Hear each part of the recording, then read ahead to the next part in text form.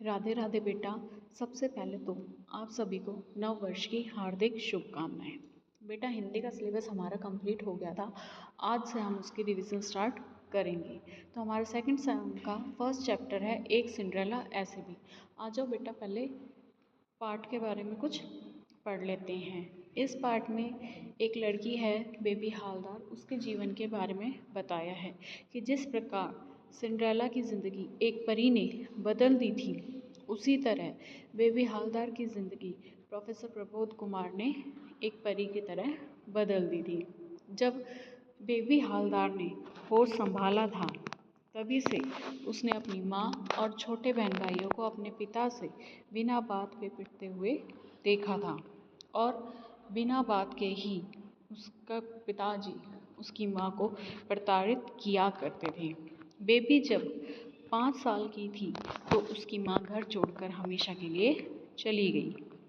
पिता ने भी बिना देरी किए दूसरी शादी कर ली और जो नई माँ घर में आई तो उनके ऊपर एक ही धुन सवार थी कि बेबी हालदार की शादी करवा के उसे इस घर से निकाल दिया जाए।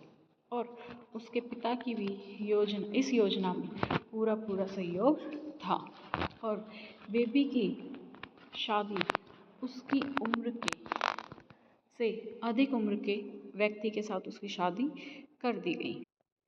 और इसका परिणाम ये हुआ कि बेबी हालदार जब किशोर अवस्था यानी जब 16 साल की हुई तो पहले बच्चे की माँ बन चुकी थी और 20 साल की उम्र तक आते आते उसने 3 बच्चों को जन्म दे दिया था। और उसकी शादीशुदा ज़िंदगी में उसकी माँ की तरह ही इतिहास दोहराया गया था। वह भी उसे भी बिना बात प्रताड़ित किया जाता था और उसके बच्चों को भी बिना बात के पीटा जाता था। जब उसकी सहन शक्ति ख़त्म हो गई तो वह अपने बच्चों के साथ दिल्ली आने वाली ट्रेन में बैठ गई। उसे ये नहीं पता था, दिल्ली में वो किसी से परिचित नहीं थी, कोई उसे नहीं जानता था और ना ही वह किसी को जानती थी। लेकिन उसे इस यातना से मुक्ति पाने के लिए दूर जाना था, इसलिए वह अपना घर छोड़कर निकल गई। दिल्ली वालों की नज़र में बेबी हालदार सिर्फ नौकरानी बनने की योग्यता रखती थी और वह अपनी बदकिस्मती का जिम्मेदार दिल्ली वालों को नहीं बल्कि अपनी अशिक्षा को मानती थी। और वह जिस घर में भी काम करती वहाँ पर कड़ी मेहनत करती थी, जिससे उसको और उसके बच्चों को 2 वक्त की रोटी मिल सके, उन्हें रहने के लिए आसरा मिल सके और बच्चों की पढ़ाई का इंतज़ाम कर सकें। बेबी की यह इच्छा उनके मालिकों की तरफ से बहुत बड़ी थी, इसलिए उसे अपनी शिक्षा को पूरी करने के लिए अधूरेपन के साथ कई घरों में भटकना पड़ा। और उसकी ये तलाश सन 1999 में जब वह प्रोफेसर प्रबोध कुमार के घर पहुंची तब ख़त्म हुई। इस घर में कदम रखते ही उसके दिन बदल गए और उसे ऐसा लगता था कि इस घर की दीवारें पत्थरों की नहीं किताबों की बनी हुई हैं, क्योंकि इस घर में चारों तरफ किताबें ही किताबें हैं।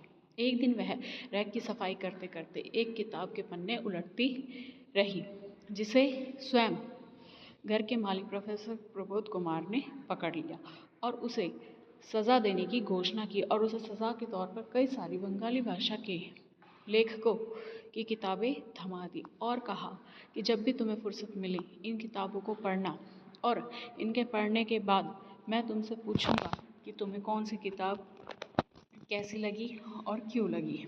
यह सिलसिला कई महीनों तक चलता रहा। फिर इन्होंने एक दिन बेबी के हाथ में एक कॉपी और पेंसिल थमा कर कहा, औरों को तुम बहुत पढ़ चुकी हो, लेकिन अब तुम्हें इस कॉपी में अपनी कहानी लिखनी है। याद रहे तुमने वही लिखोगी, तुम जो लिखो वह वैसा ना हो जैसा तुमने इन किताबों में पढ़ा है। तुम जो भी लिखो अपने ढंग से लिखना, न कि किसी और के ढंग से। बेबी के लिए पिछली ज़िंदगी को याद करना और उसे लिखना आसान नहीं था, मगर जब हाथों में पेंसिल थमा दी गई तो आंसू की धारा उसकी आंखों से बहती रही और सोते जागते उठते बैठते हुए सब कुछ उसने लिख डाला जो उसके जीवन में उसने भोगा था। लिखने के दौरान ना तो उसने वाक्य विन्यास के ऊपर कोई ध्यान दिया, ना ही उसने शब्दों पर और ना ही अलंकारों पर ध्यान दिया। शायद बेबी यह नहीं जानती थी कि लेखन के औजार क्या हैं और उन्हें कैसे और कहाँ पर प्रयोग किया जाता है। बेबी हवलदार ने अपने लिखे पन्नों को नाम दिया आलो अंधारी। बेबी की लिखी इस रचना को पढ़कर प्रोफेसर प्रबोध कुमार के आश्चर्य का ठिकाना नहीं रहा। उन्होंने बेबी का माथा चूमकर उसे आशीर्वाद दिया और कहा कि मैं तुम्हारी इस किताब के प्रकाशन का बीड़ा उठाता हूँ। हाँ, बेबी ने अपनी किताब का नाम आलो अंधारी का अर्थ होता है रोशनी और अंधेरा इसलिए रखा क्योंकि उसकी यादों में सिर्फ अभाव और प्रताड़ना के अलावा और कुछ भी नहीं था। प्रबोध कुमार के परिश्रम से उसका संपादन करने के बाद आलो अंधारी शीर्षक से ही उसे जुबान प्रकाशन ने पुस्तक के रूप में प्रकाशित किया। बेबी हवलदार द्वारा मूलतः बांग्ला में लिखी गई आलो अंधारी का उजागर दुनिया की नज़र में जब हुआ, जब इसका इंग्लिश वर्जन और लाइफलेस ऑर्डिनरी के रूप में दुनिया के सामने आया। कल तक जो गुमनाम हस्ती थी, आज वही बेस्ट सेलर किताब की लेखिका बनी। बेबी हवलदार के बारे में पूरी दुनिया जानना चाहती थी। New York times, international Herald, Tribune और क्रिश्चियन मॉनिटर ने उनकी कहानी को छापा। बेबी ने जयपुर में हुए women Hong Kong international literary festival में अपनी किताब के साथ भाग लिया। लंदन में फिल्म मेकिंग का कोर्स कर रहे एक भारतीय लड़के ने उनकी बेबी पर एक डॉक्यूमेंट्री फिल्म बनाई। इससे बेबी पर अनेक देश विदेश निर्माता निर्देशक की नज़र गई और वह भी उसकी कहानी पर फिल्म बनाना चाहते थे। आज बेबी हवलदार के पास सब कुछ है और वह प्रोफेसर प्रबोध कुमार के साथ ही रहती है जिसे वो अपना पिता मानती है और प्रोफेसर कुमार के घर को संभाल रखा है। प्रोफेसर कुमार का परिवार भी बेबी को अपने परिवार का ही एक हिस्सा मानता है। बेबी के तीनों बच्चे अच्छे स्कूलों में पढ़ रहे हैं और बेबी अपनी दूसरी किताब के ऊपर आधा काम लगभग पूरा कर चुकी है और अपनी नन्ही बेटी से वो अंग्रेजी पढ़ना सीख रही है ताकि विदेशी पत्रकारों के सवालों का जवाब वो बेहिचक दे सके। फिर अब उन्हें अपने बच्चों के सपनों के साथ साथ अपने भी तो सपने पूरे करने हैं जो जारी रहेंगे ज़िंदगी के साथ भी और ज़िंदगी के। बेटा अब हम इसके शब्दार्थ करते हैं। पहला शब्द है मातृभाषा। मातृभाषा का अर्थ होता है माँ या परिवार की भाषा। प्रपौत्र, बेटे के बेटे का बेटा मतलब परपोता। प्रताड़ित का अर्थ होता है जिसे सताया गया हो। किशोर वय 16 साल तक की उम्र। बर्बरता, क्रूरता, बेवजह, बिना किसी कारण के। धुरी, केंद्र, फुर्सत, आराम के क्षण, खाली समय।